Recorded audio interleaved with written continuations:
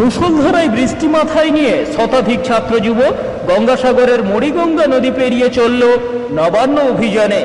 নবান্ন অভিযানে সাগর থেকে নদীপথে রওনা দিল কয়েকশো ছাত্রছাত্রী ও অভিভাবক বৃন্দ।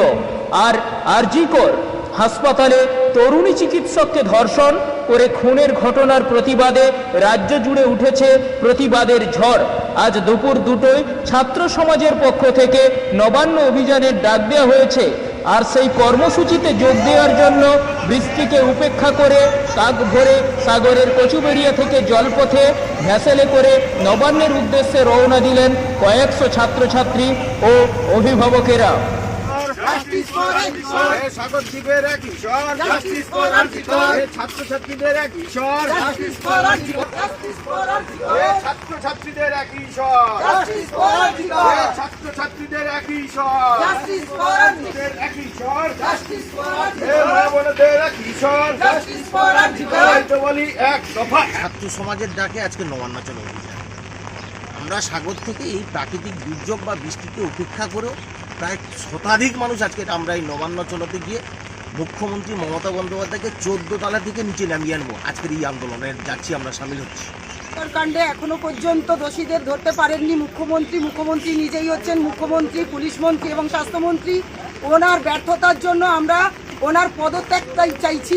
আজকে ছাত্র সমাজ ডাক দিয়েছে, ছাত্র সমাজ শুধু একাই নয়, একজন ডাক দিয়েছে, কিন্তু আমরা অভিভাবক বৃন্দ, আমরা সমস্ত বাংলাবাসী আমরা চাইছি মুখ্যমন্ত্রীর পদত্যাগ।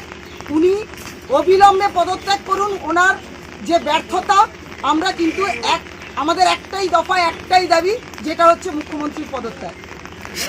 আমরা সাগর থেকে যাচ্ছি, অনেকেই যাচ্ছি। আমাদের যাতায়াত ব্যবস্থা খুবই খারাপ, ভৌগোলিক অবস্থান। আমরা একটা প্রত্যন্ত দ্বীপে আছি, আমাদের ভেসেল এখন বন্ধ হয়ে যাবে। ওয়েদারও খারাপ ছিল, যার জন্য আমরা প্রথম ভেসেলে ফার্স্ট ভেসেলে কিছুজন চলে গেছে, আমরাও যাচ্ছি। হয়তো পরে ট্রলারে আবার ওয়েদার একটু ক্লিয়ার হলে যাবে, অনেকেই যাবে আমাদের সাগর থেকে। আশা করি 1000 জন, মিনিমাম 1000 জন যাবে সাগর থেকে। কি নাম আপনার? আমি স্বাতী মিত্র, গঙ্গাসাগর থেকে বলছি।